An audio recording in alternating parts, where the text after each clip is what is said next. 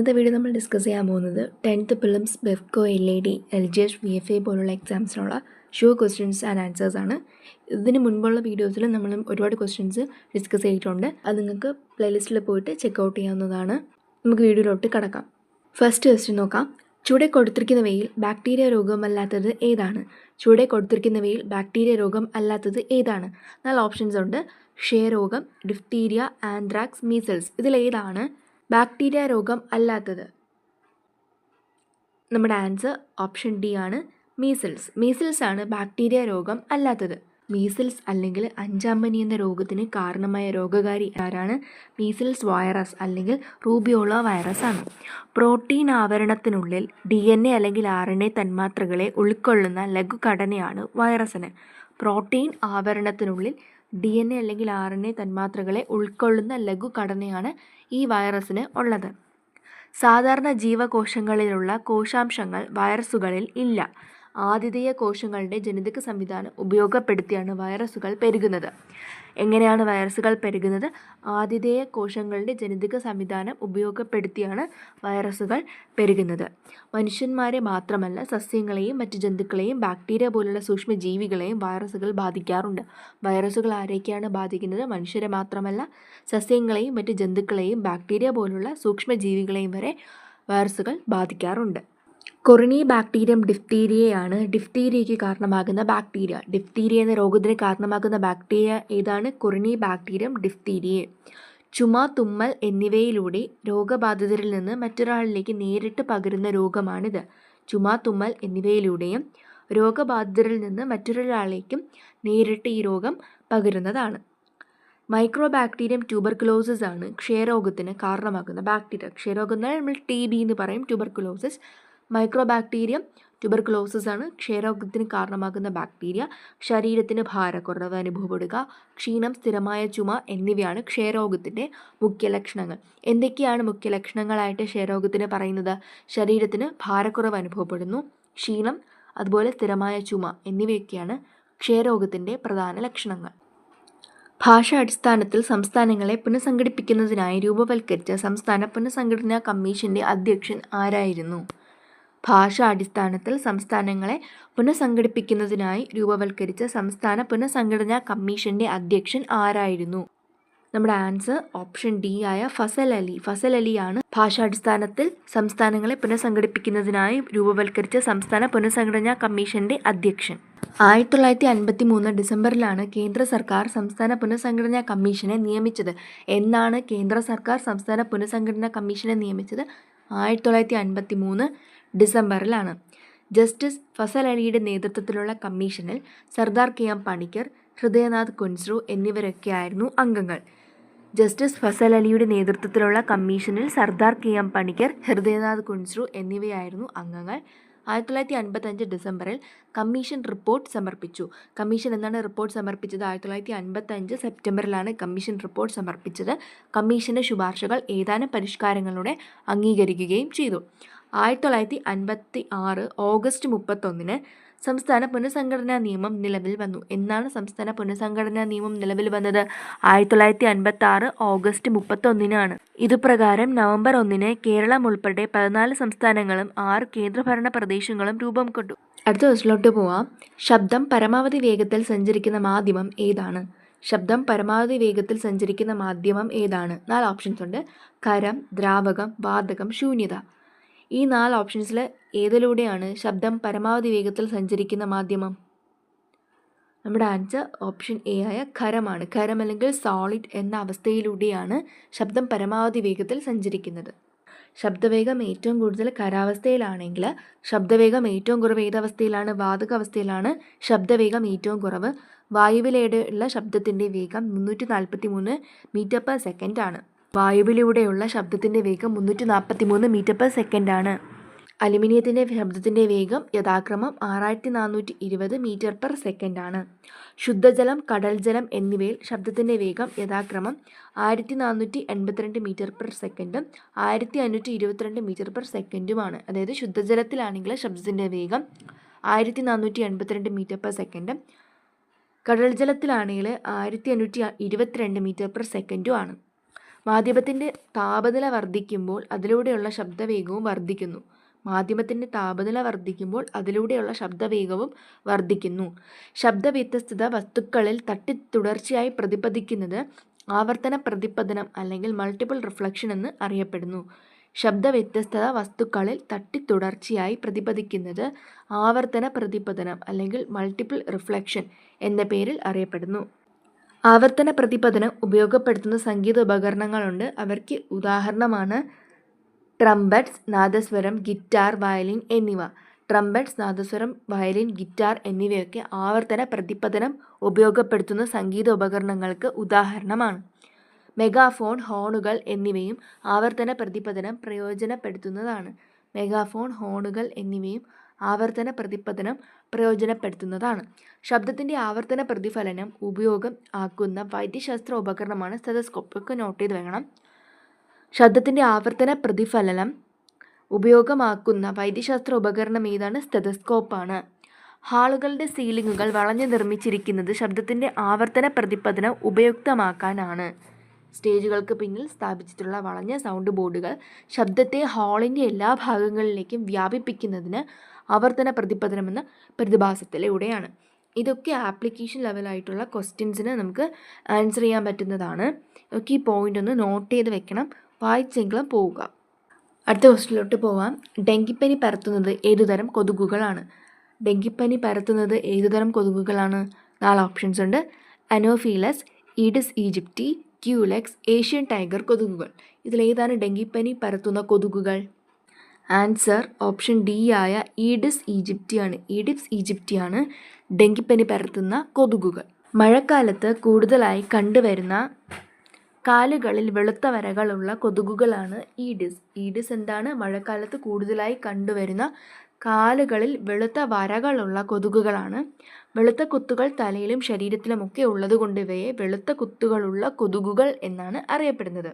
ഈ വെള്ള കുത്തുകളുള്ള കൊതുകുകളെ പ്രധാനമായിട്ടും 2ആയിട്ട് തരംതിരിക്കുന്നുണ്ട്. ഈഡിസ് ഈജിപ്റ്റിയും ഈഡിസ് അൽബോപിക്കറ്റ്സും ആണ് 2 തരം കൊതുകുകൾ. കടുവാ കൊതുകെന്ന് അറിയപ്പെടുന്നത് ഈഡിസ് അൽബോപിക്കറ്റ്സിനെയാണ് കടുവാ കൊതുകെന്ന് അറിയപ്പെടുന്നത്. ഈഡിസ് കൊതുകുകൾ പകൽ സമയത്താണ് കടിക്കുന്നത്. വീടിനു ചുറ്റുമുള്ള കുറ്റിച്ചെടികളിലാണ് ഇവ വിശ്രമിക്കുന്നത്. മനുഷ്യർ പെരുമാറുന്ന പരിസരങ്ങളിലാണ് ഇവ മുട്ടയിട്ട് പെരുകുന്നത്. ഫ്ലേവി വൈറസുകളാണ് ഡെങ്കിപ്പനിക്ക് കാരണം. ഡെങ്കിപ്പനിക്ക് കാരണം ഏത് വൈറസാണ്? ഫ്ലേവി വൈറസാണ് ഡെങ്കിപ്പനിക്ക് കാരണം. പ്രായമായവരിൽ കാണപ്പെടാറുള്ള ഡെങ്കിപ്പനിയുടെ സുപ്രധാന ലക്ഷണങ്ങൾ എന്തൊക്കെയാണ്? ശക്തമായ പനി, ചർമ്മത്തിലെ ചുവന്ന തടിച്ച പാടുകൾ, അസഹനീയമായ പേശിവേദന, ഇവയൊക്കെയാണ് പ്രായമായവരിൽ കാണപ്പെടുന്ന ഡെങ്കിപ്പനിയുടെ സുപ്രധാന ലക്ഷണങ്ങൾ. പേശികളിൽ അനുഭവപ്പെടുന്ന ശക്തമായ വേദനയെ സൂചിപ്പിക്കുന്നതാണ് അസ്ഥികളിലെ നുറുക്കുന്ന പനി. അസ്ഥികളിലെ നുറുക്കുന്ന പനി എന്നാണ് ഡെങ്കിപ്പനിയുടെ മറ്റൊരു പേര്. കാരണം എന്താണ്? പേശികളിൽ അനുഭവപ്പെടുന്ന ശക്തമായ വേദനയാണ് സൂചിപ്പിക്കുന്നത്. അതുകൊണ്ട് തന്നെ ഡെങ്കിപ്പനിയെ അസ്ഥികളെ നുറുക്കുന്ന പനി എന്നും അറിയപ്പെടാറുണ്ട്. അടുത്ത ദിവസത്തിലോട്ട് പോവാം. സൂര്യപ്രകാശം അന്തരീക്ഷത്തിലൂടെ കടന്നു വരുമ്പോൾ ഏറ്റവും കൂടുതൽ വിസരണം സംഭവിക്കുന്ന പ്രകാശവർണം ഏതാണ്? സൂര്യപ്രകാശം അന്തരീക്ഷത്തിലൂടെ കടന്നു പോകുമ്പോൾ ഏറ്റവും കൂടുതൽ വിസരണം സംഭവിക്കുന്ന പ്രകാശവർണം ഏത്? 4 ഓപ്ഷൻസ് ഉണ്ട്. ചുവപ്പ്, നീല, മഞ്ഞ, വയലറ്റ്. ഒന്ന് ആലോചിച്ച് നോക്കിയേ. നമ്മുടെ ആൻസർ ഓപ്ഷൻ ഡി ആയ വയലറ്റ് ആണ്. സൂര്യപ്രകാശം അന്തരീക്ഷത്തിലൂടെ കടന്നു വരുമ്പോൾ ഏറ്റവും കൂടുതൽ വിസരണം സംഭവിക്കുന്ന പ്രകാശവർണ്ണമാണ് വയലറ്റ്. പ്രകാശത്തിൻ്റെ പ്രാഥമിക വർണ്ണങ്ങളാണ് പച്ച, നീല, ചുവപ്പ്. ഇവ മൂന്നും സംയോജിപ്പിക്കുമ്പോൾ ഉണ്ടാകുന്ന വർണ്ണങ്ങളാണ് ധവളപ്രകാശം. പ്രാഥമിക വർണ്ണങ്ങൾ ഏതെങ്കിലും 2 വീതം കൂടിച്ചേർന്ന് ഉണ്ടാക്കുന്ന വർണ്ണങ്ങളാണ് ദ്വിതീയ വർണ്ണങ്ങൾ. ദ്വിതീയ വർണ്ണങ്ങൾ എന്ന് പറഞ്ഞാൽ ഏതെങ്കിലും 2 പ്രാഥമിക വർണ്ണങ്ങൾ ചേർന്നുണ്ടാക്കുന്ന വർണ്ണമാണ് ദ്വിതീയ വർണ്ണങ്ങൾ. പച്ചയും ചുവപ്പും ചേർന്നാൽ മഞ്ഞയാകും. പച്ചയും നീലയും ചേർന്നാൽ സയാനാകും.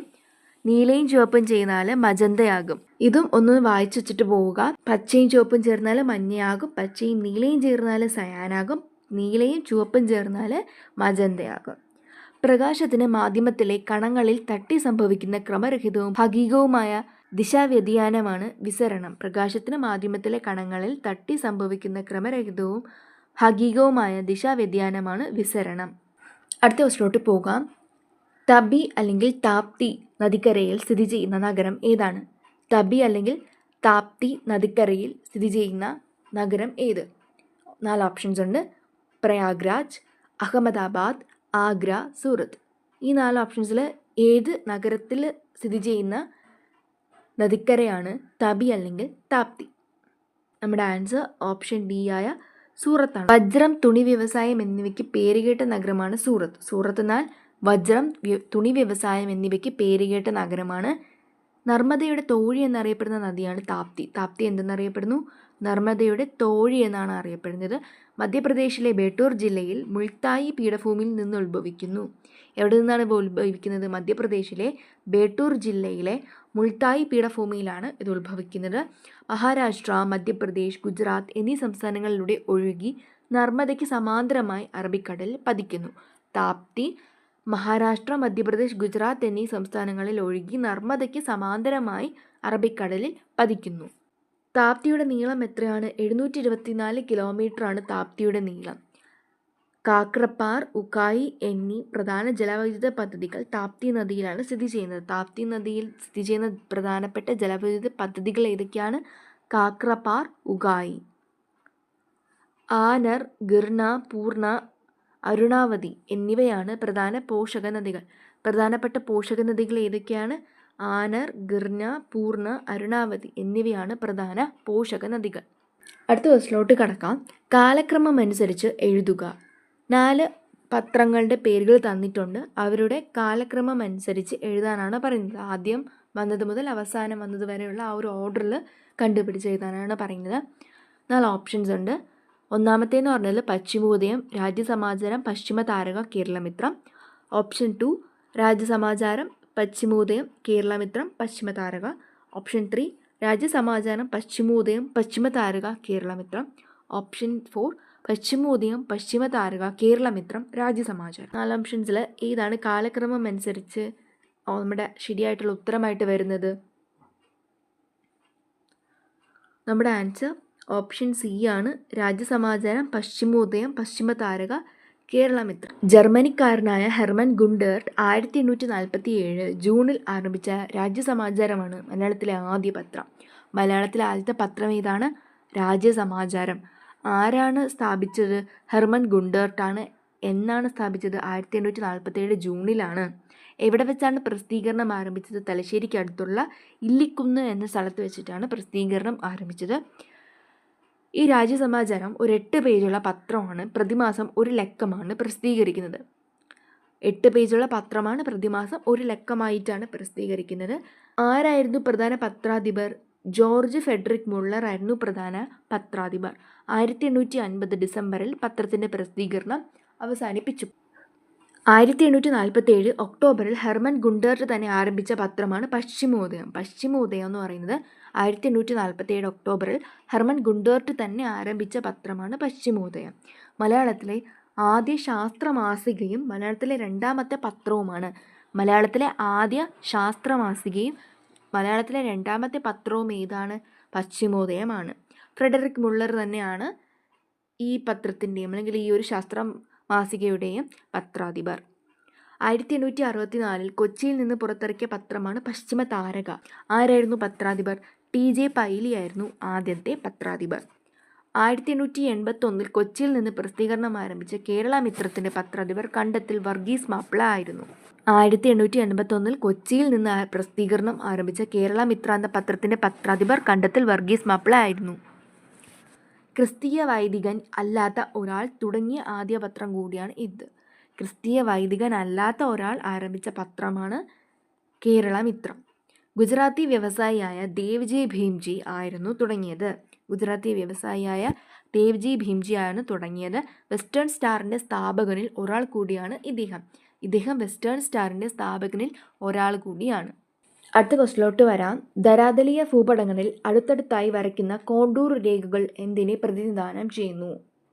ധരാതലീയ ഭൂപടങ്ങളിൽ അടുത്തടുത്തായി വരയ്ക്കുന്ന കോണ്ടൂർ രേഖകൾ എന്തിനെ പ്രതിനിധാനം ചെയ്യുന്നു? 4 ഓപ്ഷൻസ് ഉണ്ട്. നദീ താഴ്വര, കുത്തനെയുള്ള ചെരിവ്, സമതലം, നേർത്ത ചെരിവ്. ഈ 4 ഓപ്ഷൻസിൽ ഏതാണ് ധരാതലീയ ഭൂപടങ്ങളിൽ അടുത്തടുത്തായി വരയ്ക്കുന്ന കോണ്ടൂർ രേഖകൾ പ്രതിനിധാനം ചെയ്യുന്നത്? ഓപ്ഷൻ ബി ആയ കുത്തനെയുള്ള ചരിവ് എന്നതാണ്. കുത്തനെയുള്ള ചരിവാണ് ധരാതലീയ ഭൂപടങ്ങൾ അടുത്തടുത്തായി വരയ്ക്കുന്ന കോണ്ടൂർ രേഖകൾ പ്രതിനിധാനം ചെയ്യുന്നത്. സമഗ്രമായ ഭൂ സർവേയുടെ അടിസ്ഥാനത്തിൽ തയ്യാറാക്കപ്പെടുന്നതാണ് ധരാതലീയ ഭൂപടങ്ങൾ. സമഗ്രമായ ഭൂ സർവേയുടെ അടിസ്ഥാനത്തിൽ തയ്യാറാക്കുന്നതാണ് ധരാതലീയ ഭൂപടങ്ങൾ അഥവാ ടോപ്പോഗ്രഫിക്കൽ മാപ്സ്. പ്രകൃതിദത്തവും മനുഷ്യനിർമ്മിതവുമായ എല്ലാ സവിശേഷതകളെയും വിശദമായി ചിത്രീകരിക്കുന്ന ഒരു ഭൂപടങ്ങളാണ് ഇവ. പ്രകൃതിദത്തവും മനുഷ്യനിർമ്മിതവുമായ എല്ലാ സവിശേഷതകളെയും വിശദമായി ചിത്രീകരിക്കുന്ന ഭൂപടങ്ങളാണ് ഇവ. ഭൂപ്രദേശങ്ങളുടെ ഉയരം, ഭൂപ്രകൃതി, നദികൾ, വനങ്ങൾ, കൃഷിയിടങ്ങൾ, പട്ടണങ്ങൾ, ജനവാസ കേന്ദ്രങ്ങൾ എന്നിവയെ പറ്റിയിട്ടുള്ള സൂക്ഷ്മമായ വിവരങ്ങൾ ഈ ഭൂപടത്തിൽ ചിത്രീകരിക്കുന്നു. എന്തിനെയൊക്കെ പറ്റിയാണ്?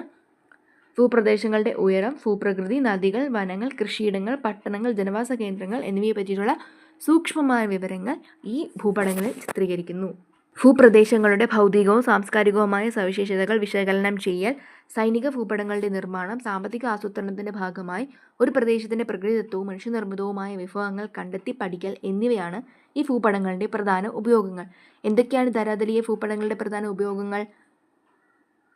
ഭൂപ്രദേശങ്ങളുടെ ഭൗതികവും സാംസ്കാരികവുമായ സവിശേഷതകൾ വിശകലനം ചെയ്യൽ, സൈനിക ഭൂപടങ്ങളുടെ നിർമ്മാണം, സാമ്പത്തിക ആസൂത്രണത്തിന്റെ ഭാഗമായി ഒരു പ്രദേശത്തിന്റെ പ്രകൃതിദത്തവും മനുഷ്യനിർമ്മിതവുമായ വിഭവങ്ങൾ കണ്ടെത്തി പഠിക്കൽ എന്നിവയാണ് ധരാതലീയ ഭൂപടങ്ങളുടെ പ്രധാന ഉപയോഗങ്ങൾ. ഇന്ത്യയിൽ ധരാതലീയ ഭൂപട നിർമ്മാണത്തിന് ചുമതല ആർക്കാണ്? സർവേ ഓഫ് ഇന്ത്യയ്ക്കാണ്. സർവേ ഓഫ് ഇന്ത്യയ്ക്കാണ് ഇന്ത്യയിൽ ധരാതലീയ ഭൂപട നിർമ്മാണത്തിന്റെ ചുമതല. ഇന്നത്തെ വീഡിയോയിൽ ലാസ്റ്റ് ക്വസ്റ്റ്യനിലോട്ട് കടക്കാം. ഇന്ത്യയിൽ ഒരു വ്യക്തിക്ക് പൗരത്വം നഷ്ടമാകുന്ന 3 രീതികൾ ഏതെല്ലാമാണ്? ഇന്ത്യയിൽ ഒരു വ്യക്തിക്ക് പൗരത്വം നഷ്ടമാകുന്ന 3 രീതികൾ ഏതെല്ലാമാണ്? 4 ചോയ്സസ് തന്നിട്ടുണ്ട്. അതിൽ നിന്നും ഏതാണ് കറക്റ്റായിട്ടുള്ള 3 എന്ന് താഴെ കൊടുത്തിരിക്കുന്ന ഓപ്ഷൻസിൽ നിന്നാണ് സെലക്ട് ചെയ്യേണ്ടത്. ഓപ്ഷൻസ് വായിക്കാം. പരിത്യാഗം, പൗരത്വ അപഹാരം, ആർജിത പൗരത്വം, നിർത്തലാക്കൽ. ഈ 4 ഓപ്ഷൻസ് ഉണ്ട്. അതിൽ നിന്ന് താഴെ കൊടുത്തിരിക്കുന്നവയിൽ ഏതൊക്കെയാണ് ശരിയായിട്ടുള്ളതെന്ന് കണ്ടെത്തുക. ഒന്ന് വായിച്ച് നോക്കിയിട്ട് നിങ്ങൾ പറയാൻ ശ്രമിച്ചേ ഏതാണ് കറക്റ്റ് ആൻസർ എന്ന്. നമ്മുടെ ആൻസർ ഓപ്ഷൻ സി ആയ 1, 2, 4 ആണ്. അതായത് പരിത്യാഗം, പൗരത്വ അപഹാരം, നിർത്തലാക്കൽ. ഈ 3 രീതികളിലൂടെയാണ് ഒരു വ്യക്തിക്ക് പൗരത്വം നഷ്ടമാകുന്നത്. ഭരണഘടനയിലെ ഭാഗം 2ലാണ് പൗരത്വം ഉൾപ്പെടുത്തിയിരിക്കുന്നത്. ഭരണഘടനയിലെ ഏതു ഭാഗത്തിലാണ് പൗരത്വം ഉൾപ്പെടുത്തിയിരിക്കുന്നത്? ഭാഗം 2ൽ. 2019 പൗരത്വ ഭേദഗതിയിലൂടെ കൂട്ടിച്ചേർക്കപ്പെട്ട വകുപ്പ് ഏതാണ്? വകുപ്പ് 6B. വകുപ്പ് 6B ആണ് 2019 പൗരത്വ ഭേദഗതിയിലൂടെ കൂട്ടിച്ചേർക്കപ്പെട്ട വകുപ്പ്. ഇന്ത്യയിൽ പൗരത്വം നേടാനുള്ള രീതികൾ ഏതൊക്കെയാണ്? ജനനം, പിന്തുടർച്ച, രജിസ്ട്രേഷൻ, സ്വാഭാവികവത്കരണം, ഭൂപ്രദേശങ്ങളുടെ കൂട്ടിച്ചേർക്കൽ. ഈ രീതികളിലൊക്കെയാണ് ഇന്ത്യയിൽ പൗരത്വം നേടാനുള്ള രീതികൾ. ഏതൊക്കെയാണ്? ജനനം, പിന്തുടർച്ച, രജിസ്ട്രേഷൻ, സ്വാഭാവികവത്കരണം, ഭൂപ്രദേശങ്ങളുടെ കൂട്ടിച്ചേർക്കൽ എന്നിവയൊക്കെയാണ് ഇന്ത്യയിൽ പൗരത്വം നേടാനുള്ള രീതികൾ. ഇന്നത്തെ വീഡിയോ ഇത്രേ ഉള്ളൂ. നിങ്ങൾക്ക് യൂസ്ഫുൾ ആയിട്ടുണ്ടെന്ന് വിശ്വസിക്കുന്നു. നിങ്ങൾക്ക് യൂസ്ഫുൾ ആയിട്ടുണ്ടെങ്കിൽ നിങ്ങൾ തീർച്ചയായിട്ടും ചാനൽ സബ്സ്ക്രൈബ് ചെയ്യുക. തൊട്ടടുത്തുള്ള ബെല്ലൈക്കൺ എനേബിൾ ചെയ്ത് ഓൺ സെലക്ട് ചെയ്താൽ ഞാൻ അപ്ലോഡ് ചെയ്യുന്ന വീഡിയോസിൻ്റെ നോട്ടിഫിക്കേഷൻ നിങ്ങൾക്ക് കിട്ടുന്നതായിരിക്കും. ഇനിയും ഇതുപോലുള്ള വീഡിയോസായിട്ട് വരുന്നത് വരെ താങ്ക് യു.